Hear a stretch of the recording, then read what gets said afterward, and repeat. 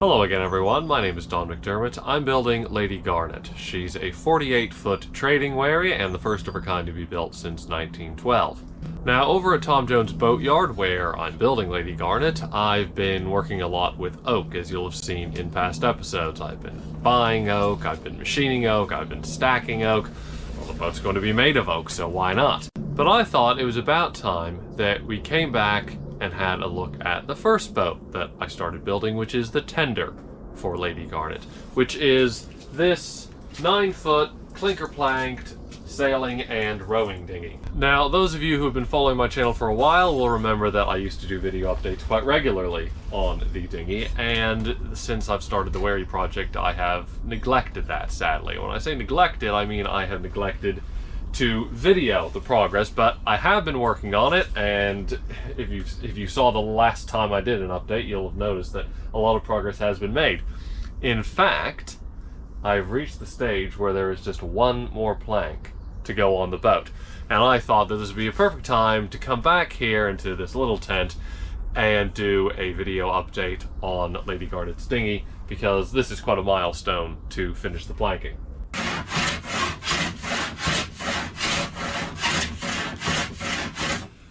So to start with, I'm just planing the land on the plank beneath.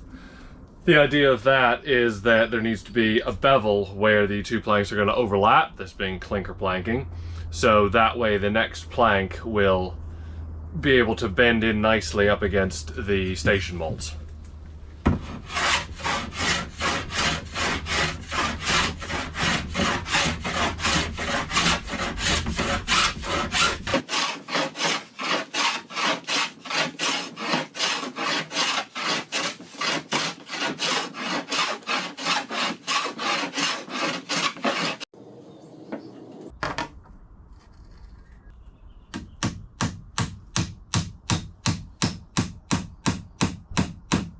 Now, hitherto, when I've been making templates, I've made one template for two planks. So what I would do is I would make the template for the plank on the starboard side, and I would put that on the larch, and I would cut that out, and then I would take that finished plank and I would lay it on another piece of larch, trace around it, and cut it out, and that would be the exact match for the one on the port side. Now, over the course of the, well, it's been 10 planks so far on the port side, minor discrepancies have crept in, and of course, the more planks you put on, the more those potentially compound. So what I've decided to do for the final plank is to do a specific template for the port side, so that way I make sure that the shear lines on either side match up exactly. So I've measured, since I have the plank on the starboard side in place, I've measured up from waterline 6, which is where the tops of the crossballs are on the station molds, and I've measured up from there to the actual shear line at each station mold on the starboard plank. And then I've come onto this side and I have measured up from waterline 6 and put those exact measurements, so that gives me the shear line. So those are the points that I'm working off of, plus of course the actual plank beneath. And so that's the template that I'm going to make.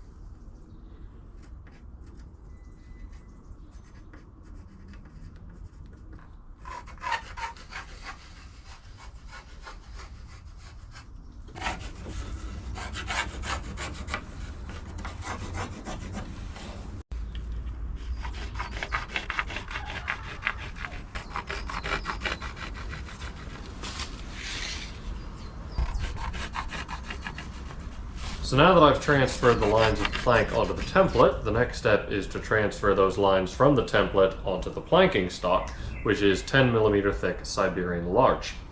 That gives me the bottom line of the plank, but I've also marked the intersections, as discussed earlier, between the shear line and the station molds. But that is just 7 points, the 5 stations, the stem, and the transom, so I have to use a batten to fill in the line.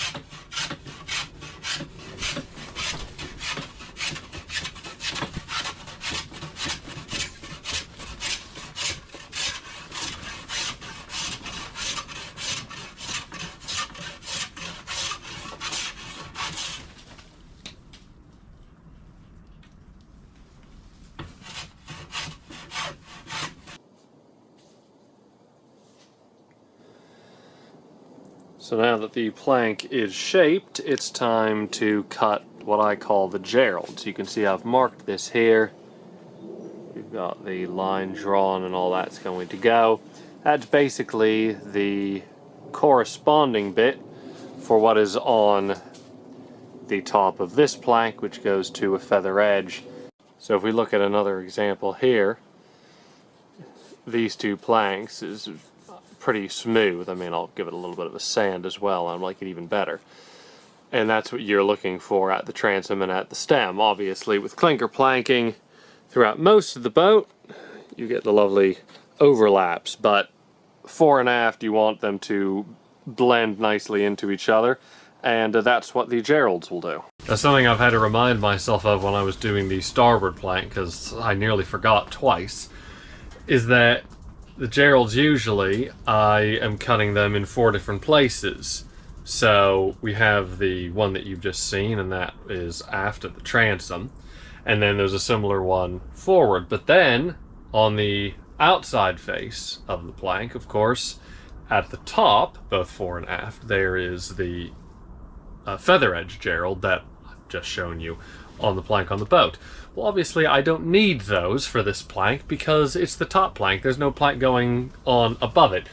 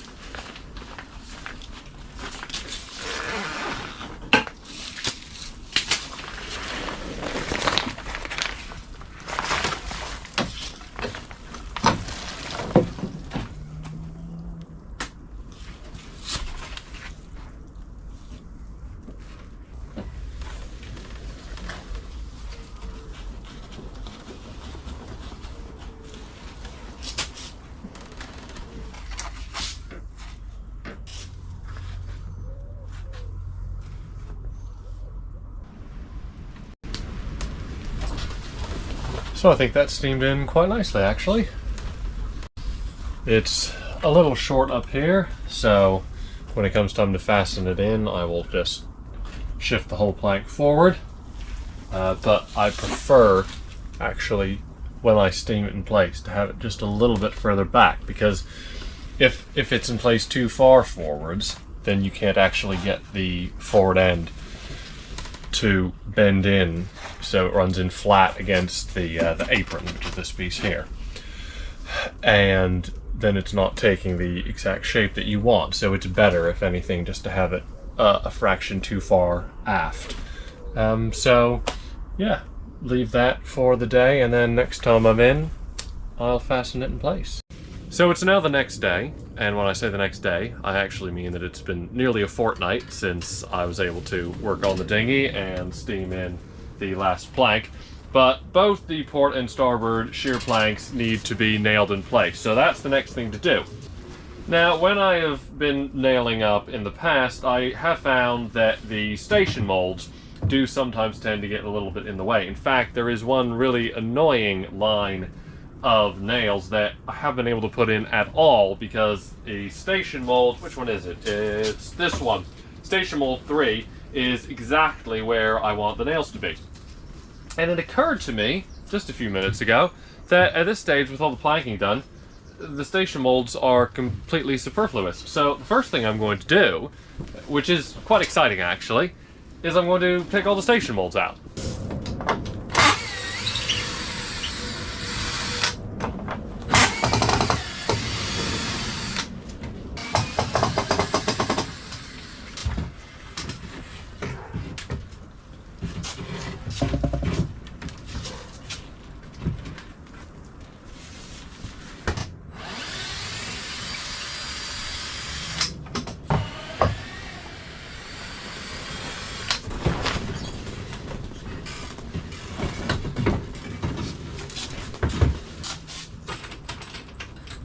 Tell you something that's nice, getting a lot of nice BZP screws back that I can reuse, and also I can repurpose the softwood from the station molds. Any number of things I could do with those. Off the top of my head, I can cut them up into spacers to put in between the oak when it's drying for the Wherry.